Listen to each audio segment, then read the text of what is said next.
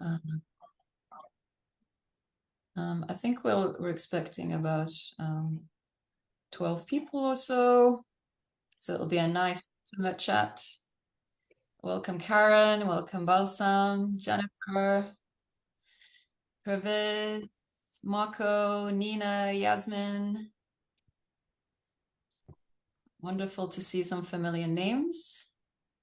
So this is the Purpose in Times of Global War conversation, coaching space, dialogue space, which my intention is to have as a space to relax, reflect, and strategize if you want. As I said, it's the first in a little while, so feeling a little bit nervous. Apologies in advance if there are little bits that aren't very smooth, or tech glitches that always happen for me. Yeah, I invite you to take care of yourselves in this as we tackle this topic that can bring up emotions. Just want to acknowledge that. So if you would like to maybe share in the chat, in the comment box, what brought you here? Mohiba and Nick, you already shared, thank you. But feel free to share again to share with the others. Just to give me an idea of what you're hoping for, what you'd like to contribute, what you'd like to co-create together this evening or today, depending on which time zone you're in. Paula, hello. So maybe I'll post the question in the chat so you can see it.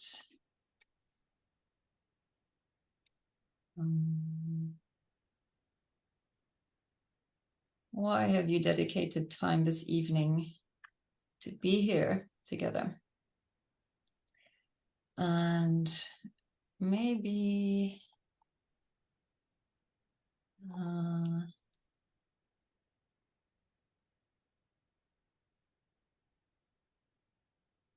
I think that's clear. I'm just going to close this door.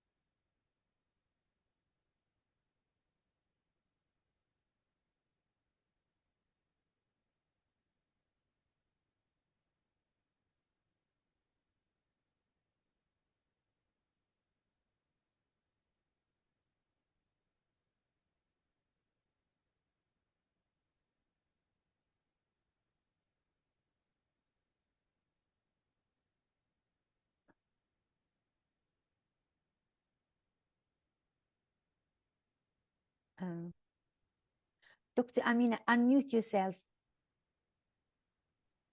Thank you. Thank you, Purvis. Thank you, Mohiba. Yes, I was just reading out. So, Nina, thank you. Is there anything in the We Talk, Nina, that you would like to see more of this evening? And Jennifer, the topics of discussion resonated with you, and you've been feeling lost and worried about many world events, and find yourself avoiding thinking about it instead of taking action or supporting others. But what actions? Very important question, especially for those of us who are action-oriented. Seeing distress and not knowing what to do can feel very difficult. Thanks you for sharing that. And Balsam, you'd like to learn about strategies and techniques to deal with survivor guilt. Wow. And enable you to continue to advocate within the boundaries of your profession and skill, but not be completely consumed by emotions. Yeah, I'm sure a lot of people resonate with that. People who care, people who are service-driven, people in the activist space and the advocacy space, that balance between giving everything and caring for yourself. And even bringing in a sense of joy when possible is a challenge. Thank you for sharing that. Mohiba, calling from Oman, and originally Tunisia. War is here for you. Wow. Ooh, I'm feeling emotional already.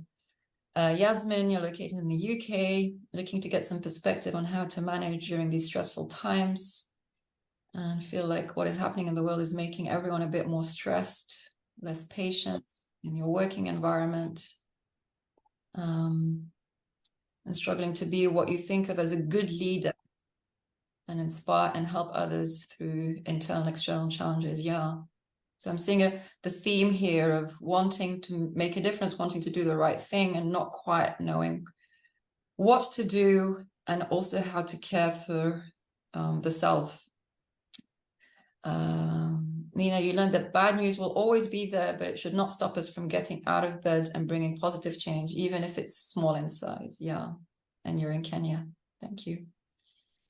Karen, you're in Edinburgh. You have family and friends, colleagues all over the world who are impacted by the current and past conflicts.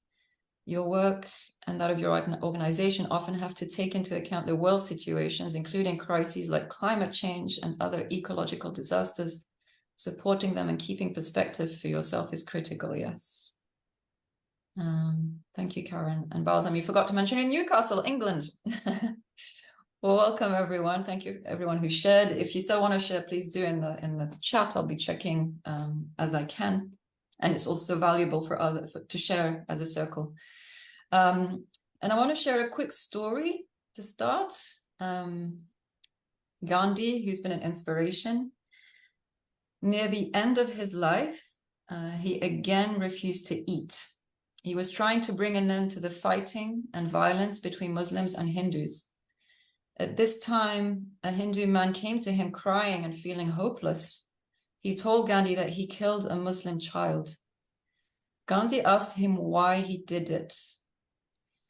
The man said because a Muslim man had killed his son. Gandhi told him that to heal his soul and feel peace inside, the Hindu man must find a boy whose parents had been killed. He told the man to raise the boy he found as his own son. He also told the Hindu man, make sure you find a Muslim boy and raise him as a Muslim. Then your soul will live again. And Gandhi believed that we needed to fight our battles within our own hearts. And these are the hardest battles that we can fight. But sometimes it's the only place that we can make a difference. I feel touched by this story, not just because of the particulars, but because of the universal, the level of compassion it captures. And I wonder if we just sit for a moment just to come together fully, ground in this moment, and let go of anything that's been going on during the day, and prepare to give yourself space and time, and allow yourself to reflect on some of these difficult issues. And just check in with your body quickly. Maybe tune into the senses. Feel the chair underneath you, or the whatever is supporting your back. Feel the ground under your feet, if your feet are on the ground, or whatever's underneath your hands.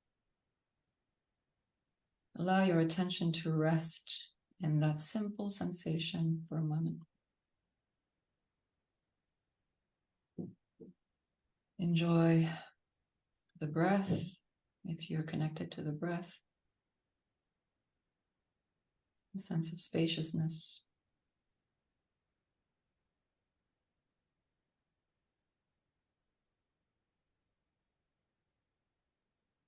If there's a sense of openness, notice that.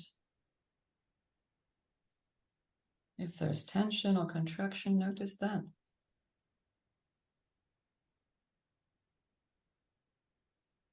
And maybe take a moment to give yourself some compassion, some kindness, whatever that looks like for you. Maybe you say something nice to yourself. Maybe you adjust your position and get a bit more comfortable. Maybe you ignore a critical thought that just appeared in your mind.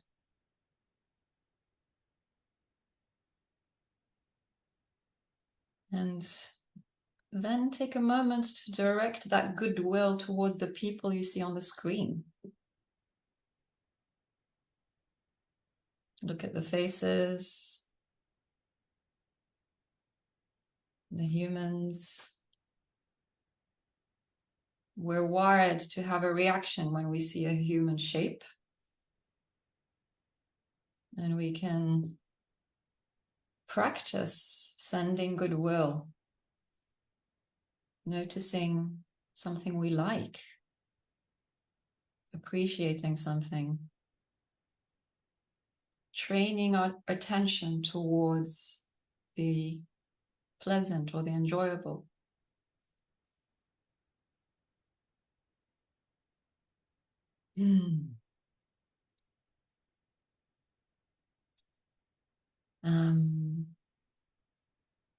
And when you're ready, well, let's come back into the room together. Just a few housekeeping points before we begin.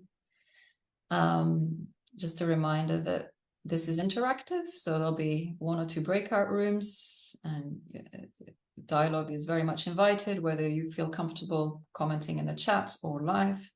If you can raise your hand if you want to say something, that will help me organize the time. If you can keep your camera on or put it on, and remember to unmute when you're speaking, that creates a sense of ease and connection as if we are in a room together. And feel free to bring a real situation or just bring a real experience. And finally, care for yourself as we go through this experience together. And now I'd like to, before we go into some slides where I want to share some ideas, go out into breakouts and into more of a group dialogue, I want to invite one of you, Paola, who's in the room, who responded to my email asking for what it is that brought you here today. And she wrote something that really moved me. And I invited her to share it with you here, and hopefully it'll resonate with some of you as well. And I believe Paola has a gift for expressing what is difficult to express. And hopefully you'll find resonance with it, or it will help you sort of formulate your own ideas and what you want to bring today. And Paola is a past client, and she's worked with me one-to-one and in groups, so she knows my work well, and it's been a pleasure working with her. She's an internationally trained ecologist and conservationist who's based in Mozambique and whose work has been reported by the New York Times, National Geographic, and Wired, amongst others. In 2021, she co-founded and now co-leads a conservation organization working side by side with communities in Mozambique. And she's currently authoring a book describing the colonial modes of conservation work in Africa. So I hope you'll join me in appreciating and welcoming Paola. Please, will you share what came up for you as you saw this workshop today? Thank you, Amina, and hello to everybody. It's so wonderful to see you here together. I hope you can hear me. Okay. Yeah. I'm just going to read what I wrote to Amina.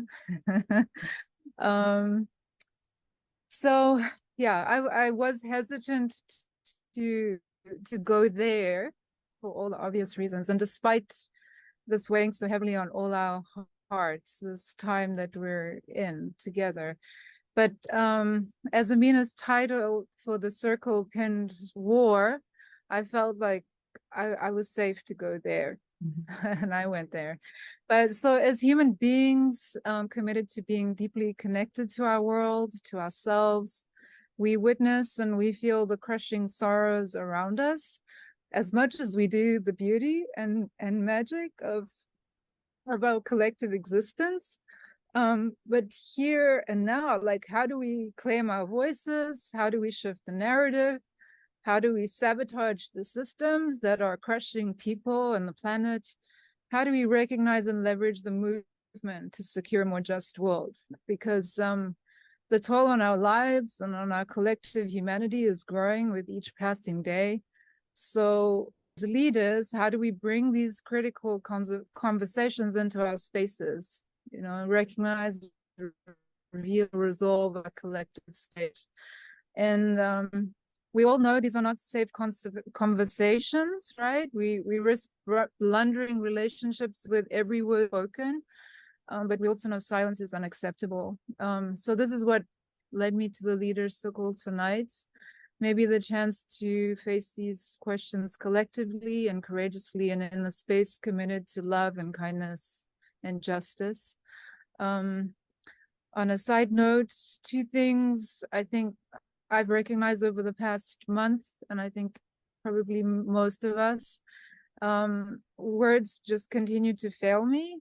Like, I'm a witness and nothing I can say is adequate to express anything meaningful. And, you know, it's like there are no words enough. Secondly, people are yelling and speaking over and through each other all over the place. The background noise is just brutal. And it feels like, you know, one of the things that defines us as humans, like our gift of languages, is failing us. But on the other hand, I recognize that this is the dominant system, right? Loud and clear, and intentional mechanics that's enacted to confuse and distract us, to lead us further down a path of violence. So yeah, I come to the circle tonight to ask, how do we make our voices, our hearts heard, and not become part of that noise? So that's from my side. Yeah, thank you, Paula. Thank you. I really felt that you were articulating things that were many of us are feeling. It's just difficult to say. So I hope that was helpful for everyone, and that helps you put words to your experience. Thank you, Paula. So over to you now.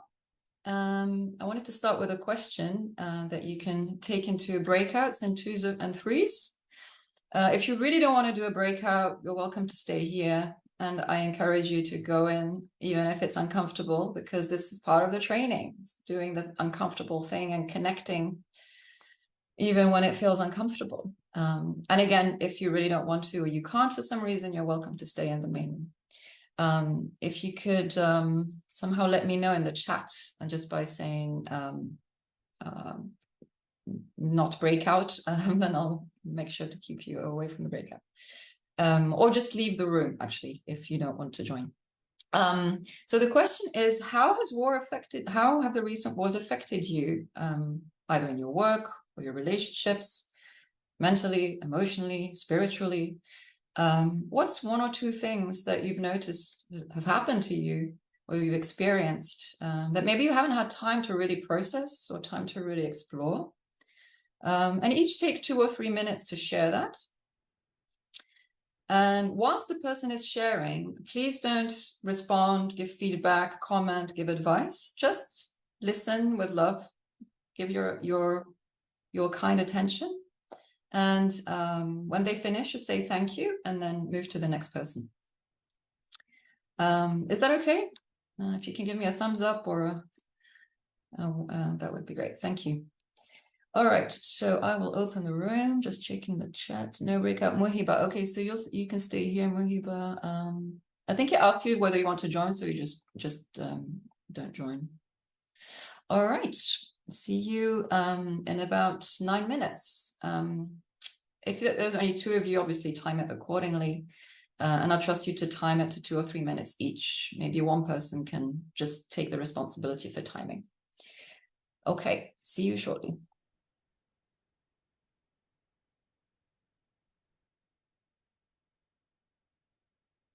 Welcome back. Ah, how did it go?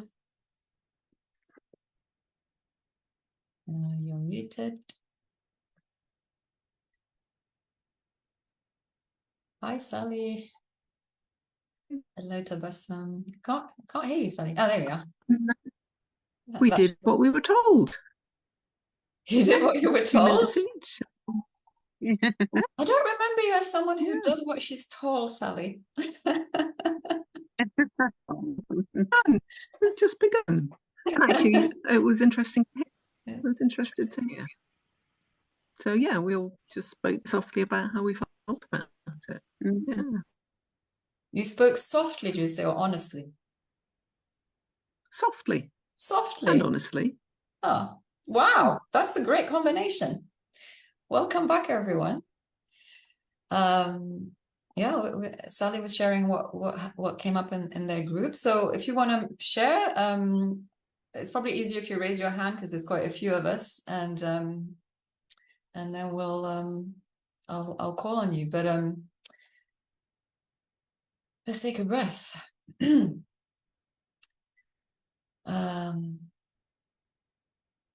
Who would like to share? Sally, were you complete, or do you want to add anything?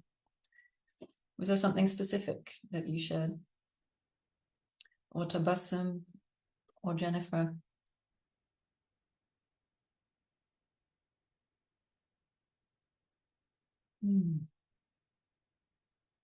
I think we spoke about feeling at a loss to know what to do, and also not knowing enough about what's happening, and the need to take an interest and to understand at a deeper level. I guess those are some of the things. So I think that it was a bit choppy, but I heard taking an interest and trying to understand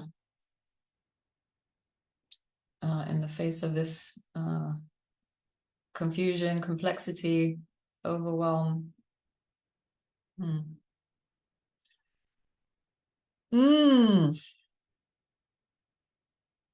Anything else, or is it all a bit too heavy? I did wonder whether this was a topic that could be handled in the leader circle. Yes, Nick. Yeah, I think we Deborah and I spoke about what we could do in the world that we can really influence, and I think I picked up that maybe well, I think probably for both of us, noticing other people and how conflict is rising potentially for them, and the potential for actually people with different perspectives or backgrounds to now be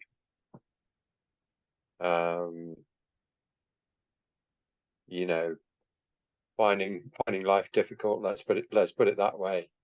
In the environment that we're in. So yeah. And when you say some of this conflict, this is playing out. Some of this conflict, I think, is playing out in quite a local way. Well, to maybe jump out of it, a friend of mine told me about a relative of his who's a teacher in a school in London, and she has both Palestinian and Jewish children in her class, and she's tried her best to be, just a good teacher, but one of the parents has made a complaint about her, and so she's been drawn into something that's really not anything to do with herself, and I think that's quite disturbing in a way, in that how somebody can be drawn into conflict which without actually doing anything. That anything, I think, as somebody said earlier, anything can be taken to mean something that maybe it doesn't mean. So yeah. I may be exaggerating what was said in our conversation, but I felt that was something to say. Yeah. It's what's called a high trauma, low trust case, which means I'm going to be in threat mode. I'm going to be looking for threats. I'm not going to trust anybody's positive intentions. I'm going to see negative intentions, even if there's positive intent. And a lot of people are going to be in that mode. That's kind of how I'm imagining that the person who is attacking the teacher or who's complaining about the teacher must be in that state.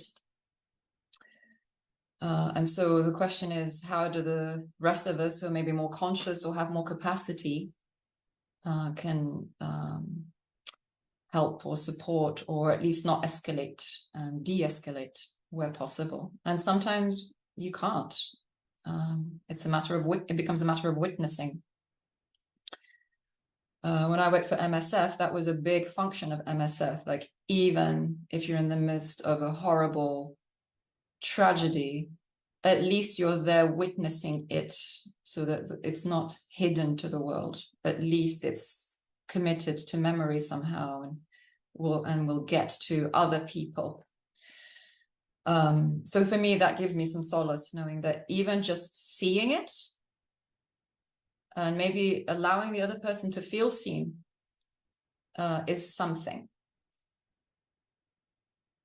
And I'm going to talk a bit more about that in a moment with the slides. I'll put together a few slides. But anybody else want to share before we go into sharing a few ideas, or I'll be sharing a few ideas. Thank you, Nick. Muhiba. Yeah, I was saying within the group that when the war in Ukraine started, as the absurdity of the 21st century. The only word that came to my mind was the absurd. If you are still not capable of sitting at a table, you need to kill thousands and hundreds of thousands before, at the end of the day, we know it, you are going to sit at a table and solve it. Every single war has been solved through sitting at a table. Why don't you just sit at a table and leave these innocent people, young people, most of them young men with dreams, into dying? Why don't you sit with as simply that? When it comes to Palestine, Palestine is too close to me. Then I need to become what I am. What each one of us becomes when it's too close to home, too close to heart, too close to culture. I'm an Arab, I'm a Muslim, I'm a Tunisian living in Oman, another Arab country. You can't just say, let's find peace. Oh no, we know too long ago. I was born in 48, exactly the year of the Nakba, which is the catastrophe for the Palestinians. And it's not, I can't think in these absurd terms, why are you fighting? This is a case of total injustice, because I know it from the inside. It's expropriation, it's colonization, it's regarding people and consider the place as empty, just as every single colonization has been. Every place on earth has been colonized with the belief, or at least the claim, that either the place is empty or the place is full up with animals, a word that has been pronounced by the highest within the Israeli cabinet. So all of a sudden I felt I needed to write and I needed to talk in gentler terms than I could have 50 years ago. But because we are too close, we are forced to become activists. And as Dr. Amina said, would I have avoided such a get-together? No. No, very difficult to just stay silent. We can't stay silent. Thank you. And yeah, I'm just taking in your words because it is a challenge to speak truth to power and to balance what needs to be done versus what can be done, especially at the individual level. And yet doing nothing is not acceptable either. Thank you. And welcome, Hajar. So I want to share a few ideas with you, and I want to put a caveat out there first, in that the work I'm developing is at the intersection of liberation psychology or decolonialism, but also coaching and the spiritual practice I have, which is mindfulness. So some of it may appeal to you, it may resonate, and some of it won't. Some of it will hit that systemic note, and some of it will be the individual side. So I just want to warn you that some of it you may not resonate with, and I would like to invite you to take what is useful and let go of the rest. And trust that you'll get what you are meant to receive today. And I welcome feedback, of course, afterwards. I always overpack the slides. I have overachiever syndrome as much as anybody else. I want to perform. I want to make sure I say all the things. So I might have to whiz through them a little bit, and I'll send you a copy of the slides if you want to have a deeper look later, or you're welcome to contact me afterwards and say, you know, that thing you said on that slide, well, I don't agree, and I think you need to do this. So with that said, it'll hopefully take about, I'll try and do it in 10-12 minutes. Feel free to comment in the chat so we can pick it up in the dialogue afterwards. And then we'll come back to another breakout and group dialogue again. I hope that works for you. A thumbs up would reassure me, encourage me. And any comments in the chat, also helpful. Thank you very much. Okay, here we go.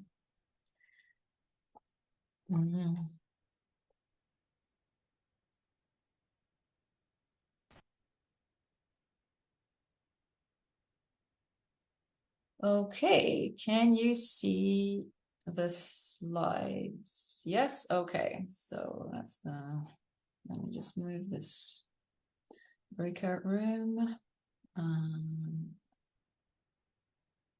Okay, so I won't be able to see the chat, but do comment and I'll pick them up later. So that's the general agenda, which I've mentioned already. We've already talked about this topic being quite sensitive, so making sure you're caring for yourself. These are principles from circling, which is a very powerful practice. If you've heard of it, you might recognize some of the principles here. To own your experience with care, but also be with the other in their world without judgment, and to try and stay in connection, even if things are uncomfortable. For those of you who don't know me, I'm a transformational coach in careers and leadership. I'm the author of The Success Trap. I am a certified coach, but the relevant training here for today is nonviolent communication training and leadership in times of uncertainty training. I did have a previous career as a medical doctor and PhD specialized in public health policy. I worked with MSF in South Sudan for a few months in 2008. I myself, I'm a sort of displaced person from Algeria. We left in the 90s when the civil war started. And this event was inspired from attending a series on coaching in times of war with the Tony Robbins School of Coaching. So we talked about how wars, the current wars, the news of the wars has affected you, whether it's direct or indirect, whether you're in the region and feeling it very closely, or whether you're receiving it through social media. So Social media does increase our exposure in the sense of immediacy to very intense and violent events. People who do research, for example, for war tribunals, have practices around minimizing their exposure to violent videos, violent images, because they say once you've seen it, you can't unsee it. And unfortunately, we're bombarded with this, and it can affect our mental health. And then there's all sorts of misinformation that creates confusion and mistrust, and this sort of high trauma, low trust environment. And all of this can impact our health. It can impact our conversations, our relationships at home and at work, and impact our sense of purpose in work and in daily life. Because context matters. So the environment we're operating is going to shift how we perceive ourselves, how we define ourselves, and our sense of what's urgent, what matters, what's meaningful here and now. And so in the Coaching in Times of War series I mentioned, logotherapy was the methodology that they drew on. I've read the book Man's Search for Meaning. I recommend it if you're interested. So this is by Viktor Frankl, who lived in a concentration camp and found that he was forced almost to find meaning in the suffering. So logotherapy at its core is about finding meaning in the suffering, because sometimes it just cannot be done away with. It can't be fixed, at least not immediately. And so the idea is that we can find some spaciousness between the news, the events that we're seeing and our response to them. And that we can create a sense of meaning that enables more connection, that enables more talk, that enables us to bring people to the table rather than divide. An important insight from this approach is that no matter what is going on around us, nobody can take away your freedom to choose what meaning you make of the events.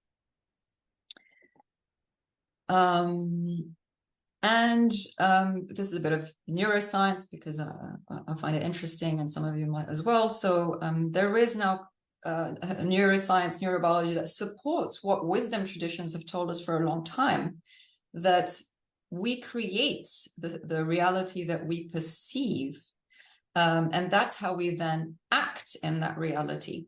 That's how we play out a role in that reality. And we don't have control over the events, but we have control, or some level of control, over how we perceive them and respond to them. And so the positive thing is that we can create our sense of self and our sense of purpose a bit more consciously, let's say, than maybe what the culture encourages us to do, which is just to react emotionally or from habits. I've put a link there to Dignity Neuroscience, which I came across while doing research for today. And I'll let you look it up if you want in your own time. But it's certainly encouraging to see that there's an intersection between rational neuroscientific or scientific approach and wisdom, age-long wisdom. So how do we exercise this capacity we have to shape the reality we perceive and respond from wisdom rather than from cultural conditioning, for example? So I just want to share 3 distinctions and some tools and strategies, since some of you are here for that. And the first one is purpose versus purpose. So as in big P purpose and little p purpose. And purpose comes from the Latin proponere, which is to propose an orientation for life. So it's this sense of defining, what do I want to engage with? I don't have to engage with everything. I certainly don't have to engage with everything that social media throws at me. I don't even have to engage with what people are throwing at me. Even if it's a one-to-one conversation, I don't have to pick up everything they throw at me.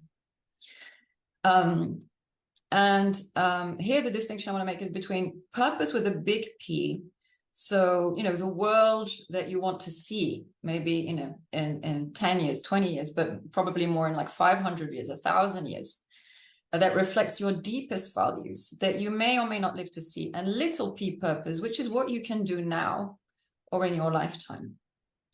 And certainly when we think about it now, it's much more manageable. Like, what can I do now? Maybe I can just stay calm in this conversation and not engage in a conflictual conversation. Or maybe I can speak up and say something difficult that's challenging, but that I know I need to say. And that's my purpose in this moment. And if I do that, I know I'll feel aligned and fulfilled. And sometimes your purpose, especially if you're an activist and advocate, is to rest, is to allow space to take in what's going on and allow your being to digest and process and come up with a wise response. And that can just involve rest and inner listening rather than anything proactive. And using the logotherapy approach, it can mean being with the suffering rather than trying to take it away. The second distinction is need versus satisfiers. So this is quite a big topic, but it comes from an economist who is very well respected in the activist world, and he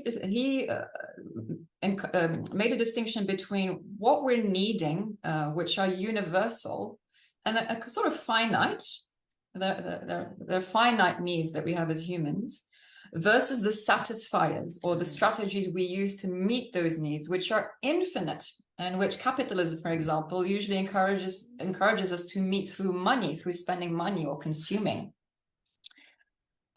So in the Tony Robbins approach, he's narrowed it up to 6 human needs, and contribution is a need. It's a fulfillment need. If we don't fulfill it, we'll still be okay if we meet our basic needs, but we won't feel fulfilled. In terms of purpose and contribution, like I said earlier in the first distinction, we can find ways based on how the situation is changing to meet the need for purpose. And that's okay. It doesn't mean what you've done up until now is wrong, or you're in the wrong career, or you're on the wrong path, or you haven't done enough.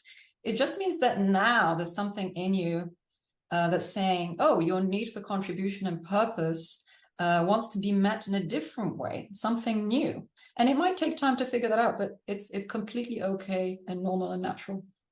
And it's actually doing the work to figure it out that's really important, and that a lot of people won't bother doing, either because it's too stressful and they just feel they need to keep doing things and not take time to think, or for a host of other reasons. And going back to Viktor Frankl, he felt that being with the suffering is a way to meet the need for purpose. It's a way of expressing the need for purpose.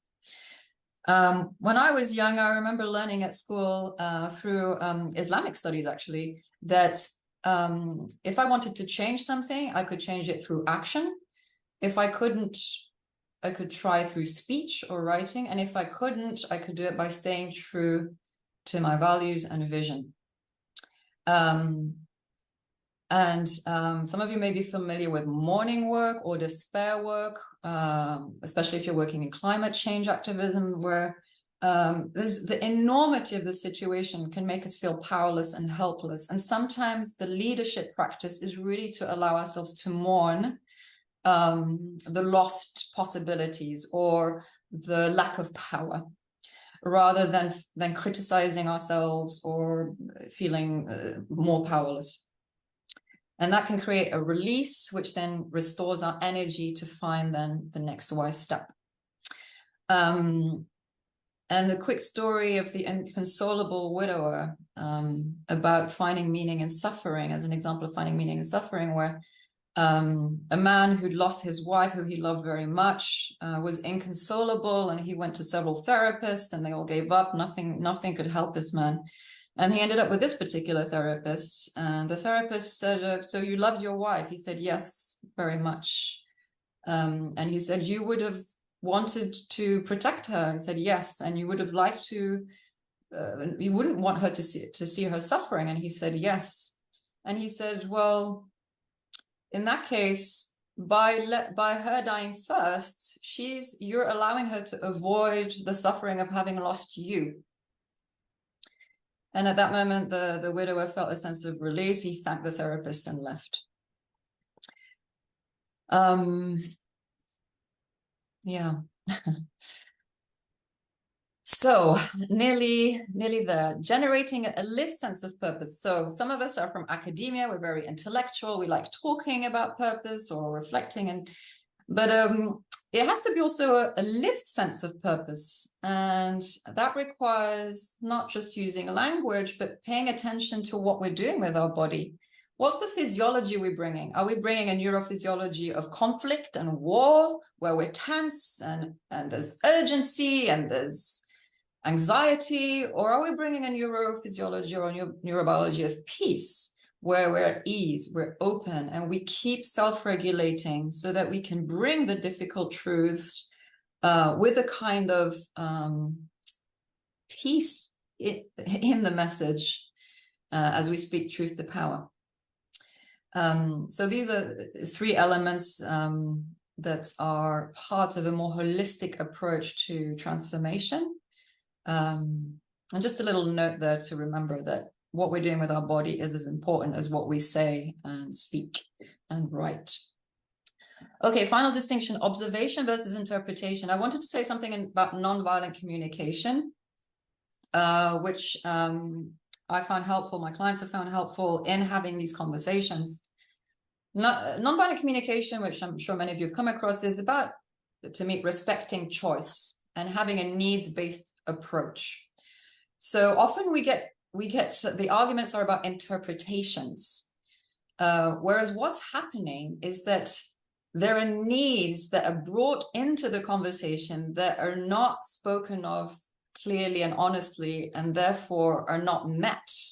So for example, I can say, I feel angry because I saw a violent image on the news or something, and I believe it's unjust. And I believe I'm meeting my need for purpose or contribution by saying this to you. I want you to know that it's unjust, and I feel like I'm clarifying the situation or I'm speaking up. And that's fine. But sometimes, certainly for me, the need underneath is different. It's more of a need for safety or a need for connection because I'm distressed by what I'm witnessing.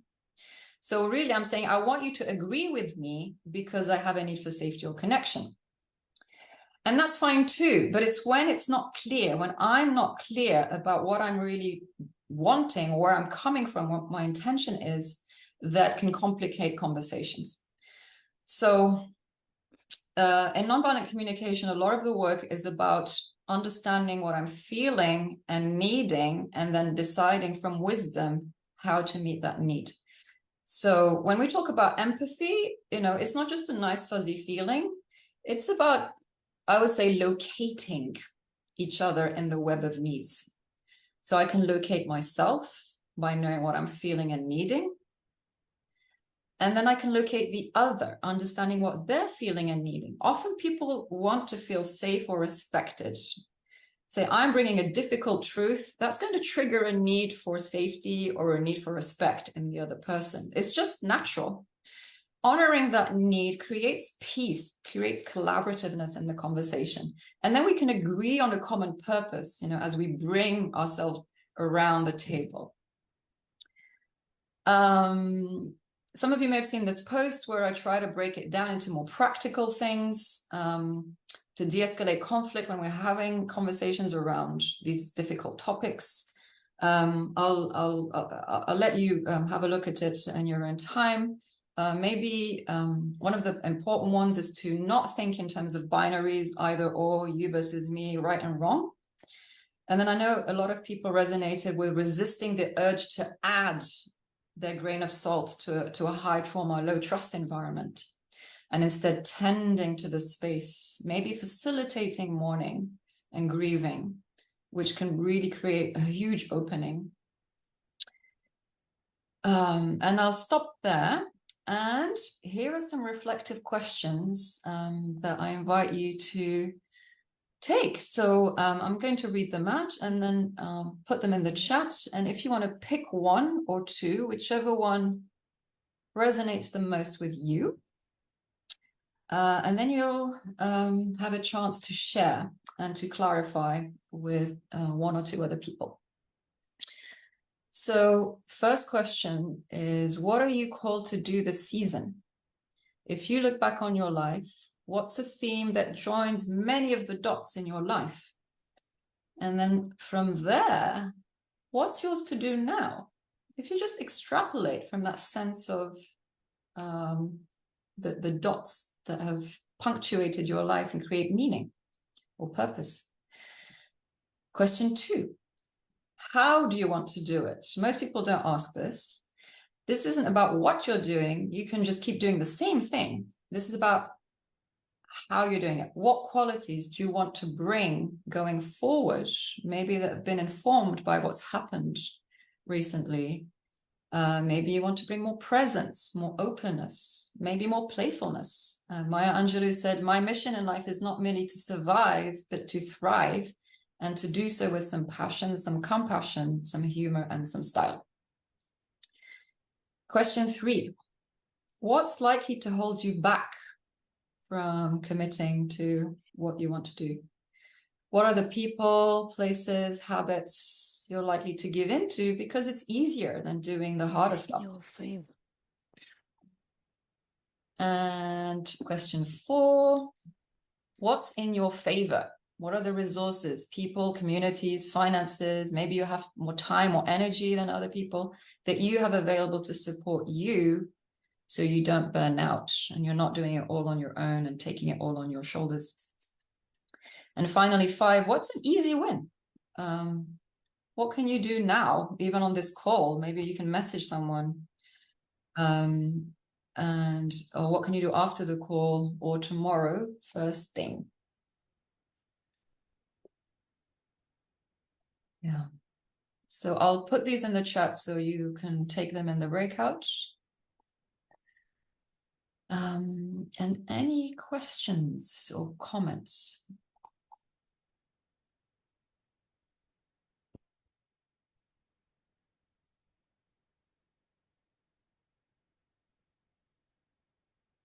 So we do just one. Yeah, I think it's probably easier to just do one. You can do the rest in your own time. Just pick the one that seems most relevant to you right now.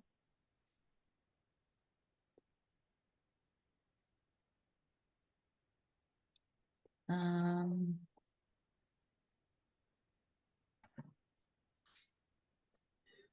I'll recreate.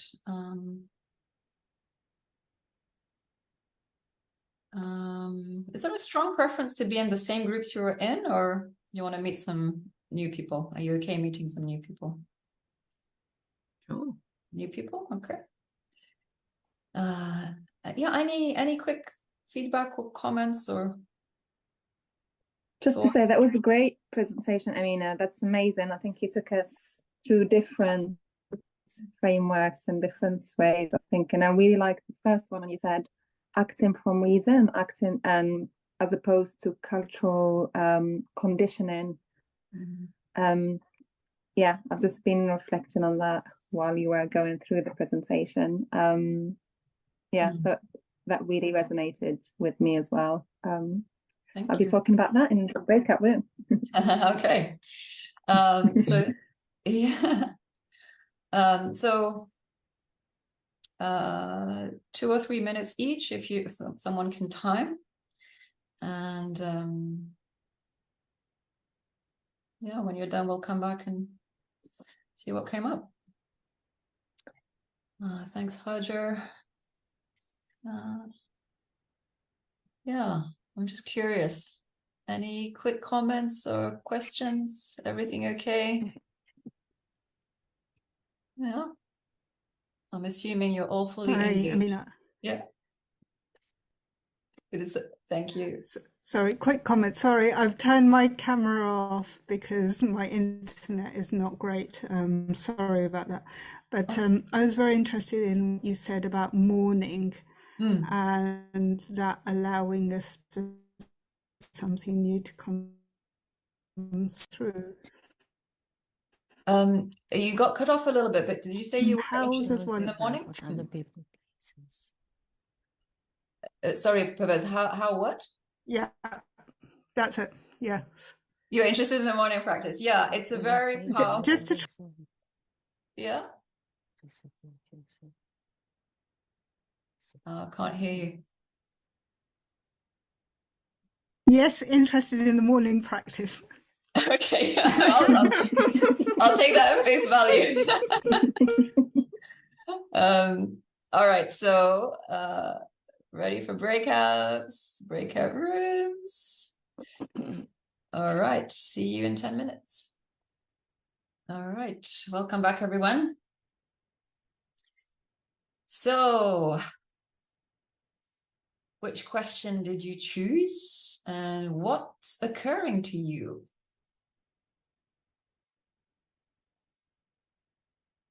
Who will be our brave first person? Question 1, Tabassum. Okay. And do you want to share anything that came up? Yeah, I guess for me, when you kind of explained question 1, you said, what were the dots?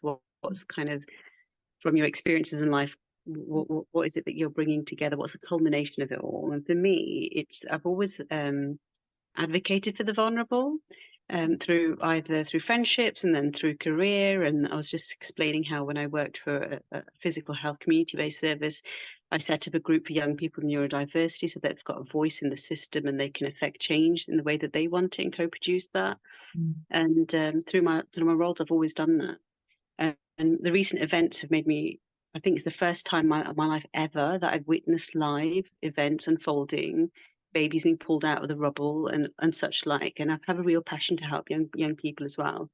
And it made me think I need to use my voice, my leadership, my organization skills, my professional skills, my compassion, my empathy, like I've done before, but I want to use it here. But how do I do that? And how do I step that up? Because for a long time at the very beginning, conversations were being stifled. There were there's an air of intimidation, to be absolutely honest here, and vulnerable in front of everyone. So the feelings that you had to keep inside you, and that sense of injustice you had to keep inside you. My outlet was when we were able to march peacefully with everybody, and that was a bit of an outlet to kind of let go of that negativity. But I want to be able to help. I want to be able to use my skills now and think, what do we do now? This is a scenario that, as the other lady mentioned before, I forget her name, is so close to home, resonates on so many levels, and that's why I'm connected to it. But I want to be able to, whatever I do here, however I step up and use my skills here to affect change, but to make a positive difference, I want to be able to use that in other conflicts as well. I don't want them to be my blind spot. Yeah, well, it sounds clear. So you have a gift for and a passion for advocating for the vulnerable.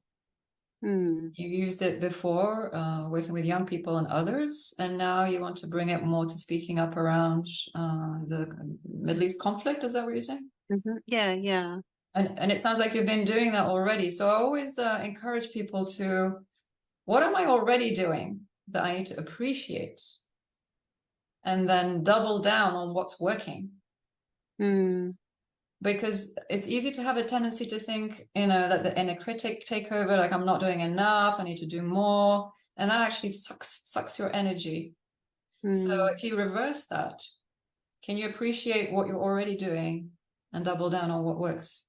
Yeah, that makes sense. That resonates, definitely. Yeah.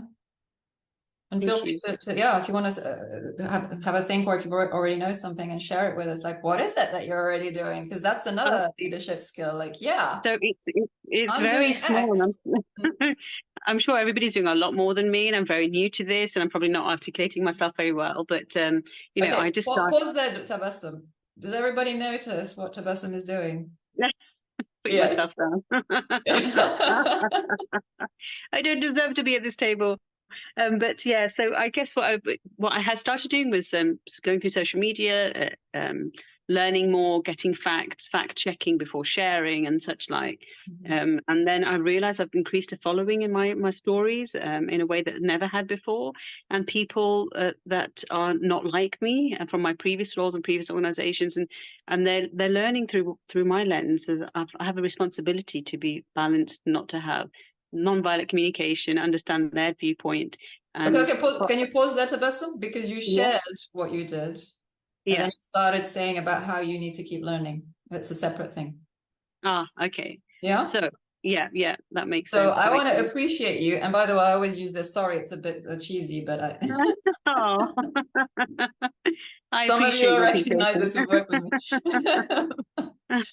So I want to you. appreciate you for speaking up in a public sphere, sharing honestly, authentically what's coming up for you, doing it in as non-violent a way as you can, and for seeing the results that people are engaging and wanting to learn from you. So yeah, you see Mohiba's cheering you on as well. I'm sure others are Oh. cheering you on too. So Thank you. Thank you. yeah, thank you. Okay, I think we have time for balsam. Thanks, Tabassum. Yeah. And do share, by the way, sorry, Tabassum, do share if you're on LinkedIn or on social media. So those of us who want to follow you can follow you. And same for everybody else. If you want to connect with each other, if you want to follow, if you want to share, then please share here. I know we're online, but yeah, we're all online. Balsam.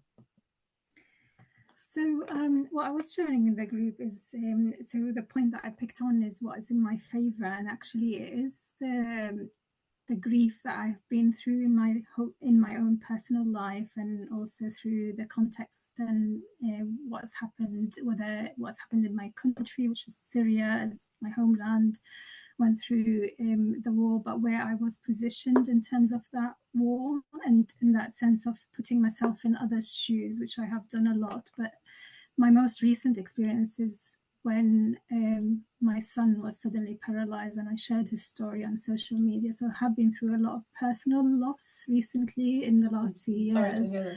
And it's being on the other side of healthcare as a healthcare professional and seeing it from a parent, patient, carer. So the thing is about whose shoes and putting myself, so that empathy point that you mentioned, Amina, really resonate with me. And I think now with this, in the time of war, there's heightened tensions, there's polarization, and how do we become the agents of change and bringing people together? I think we need to start putting ourselves in other shoes. It's really important, and finding those bridges, which become really difficult.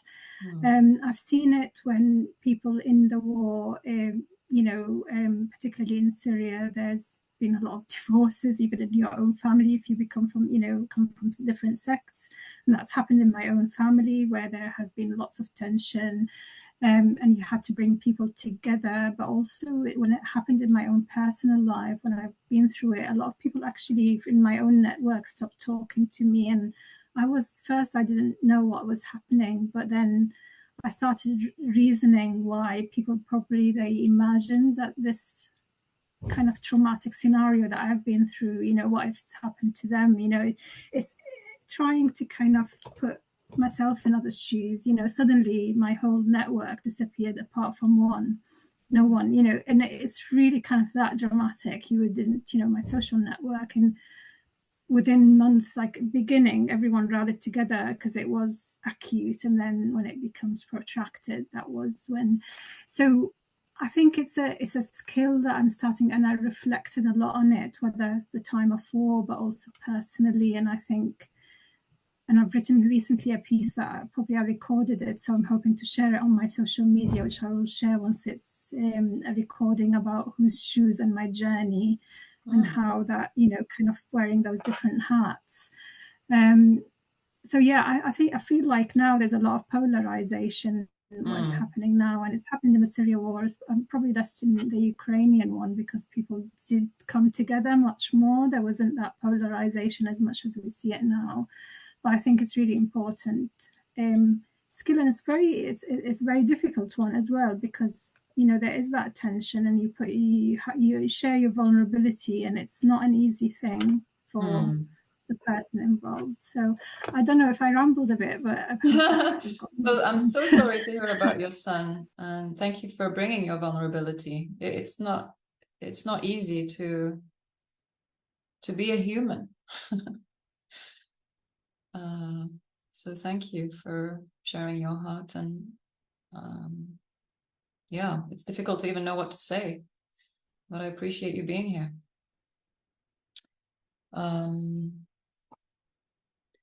Muhiba, final words? Words of wisdom to complete Thank our you. session today? Thank you. Thank you so much for allowing me to talk again, to speak again against conflict. My answer to the 5 questions is no to conflict. My work as a coach is already no to conflict. I'm into relationships. And I say between peace and terrible conflict, there is a thin line. Let's sit down and talk. We now have a pause, what they call a humanitarian pause in Gaza. Why would we not go on to a ceasefire and pause and sit down, leave aside conflict, say, hello, let's sit down and talk, and let's end up this slaughter. That's how I see it. I have followed, my age has allowed me to follow really and to follow historically 20th century conflicts, 21st century conflicts. It's all the same. We pay the price. Millions in World War I, millions in World II, millions in Cold War, millions in hot wars. And then what? We sit down and talk. Please, on the personal level, on the conflict concerning world conflicts, regional conflicts, let us sit down and talk and find what is humane, what is human in us, what is left before nothing else is left. That's what I wanted to share with you. Yes. May your words be heard far and wide and touch the hearts of those who have the power, but also all of us who contribute. Going back to the starfish story that Tabassum mentioned, I don't know if you've heard the story, you probably have, of the 2 people on the beach, and there's one person who's throwing all the starfish back in the sea after they've, for some reason, there are lots of starfish who have been beached onto the beach. And the person says, why are you wasting your time? There's so many starfish, you're never going to save all of them. And the other person replies, well, I saved this one.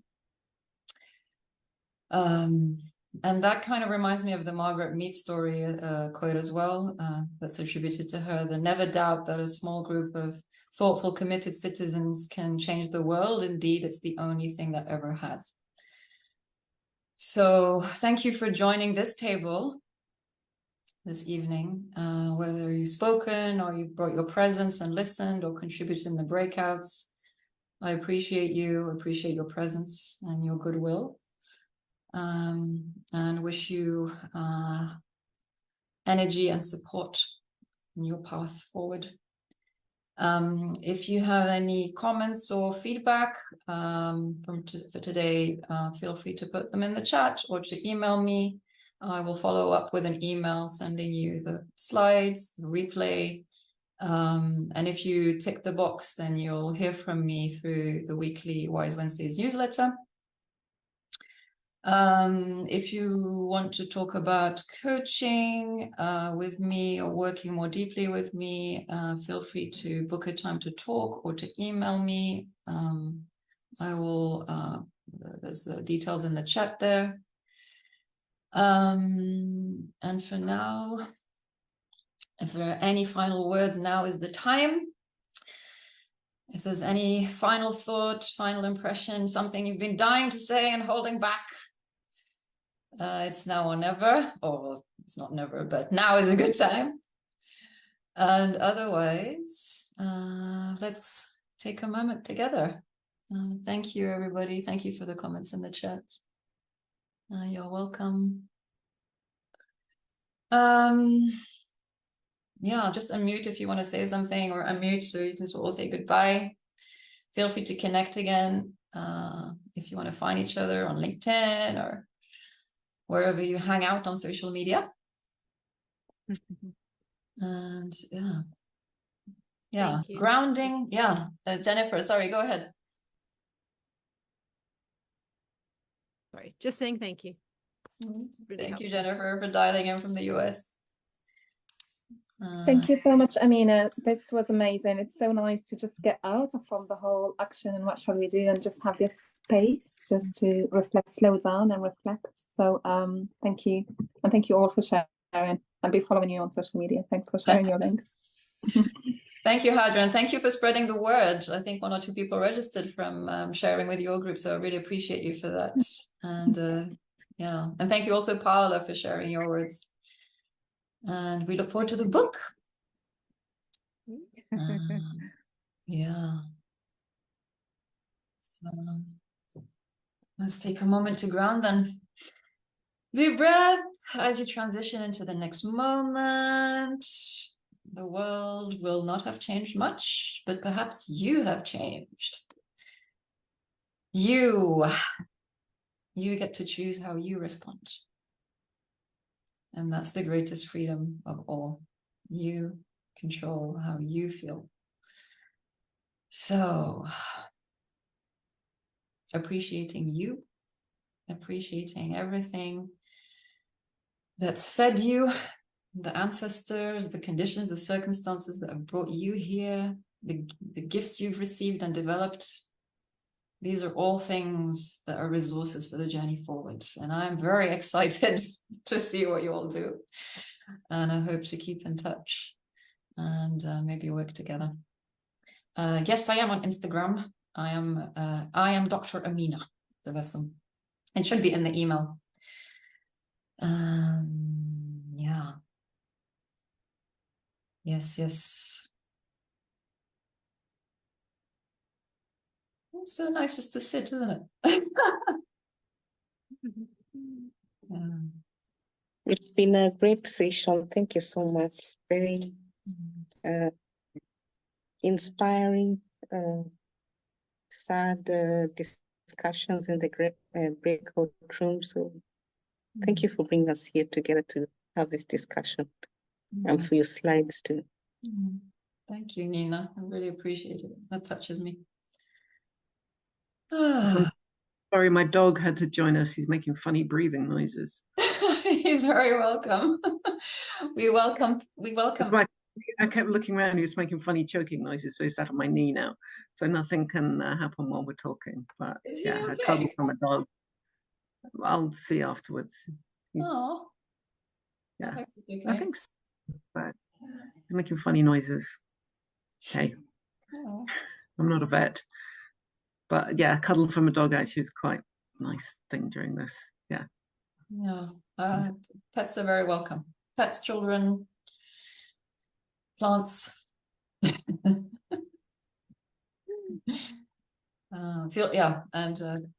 Feel free to stay if you want to chat. I'll be here for another 5-10 minutes. Thank you. Bye, everyone. Thank you. Bye, everyone. Bye, Sally. Bye, everyone. Thank you. Bye, everyone. Lovely to see your dog as well. I know. Glad we got to see the full face. So. Bye. Bye. Bye. Bye, everybody. Thank you so much. Thank you.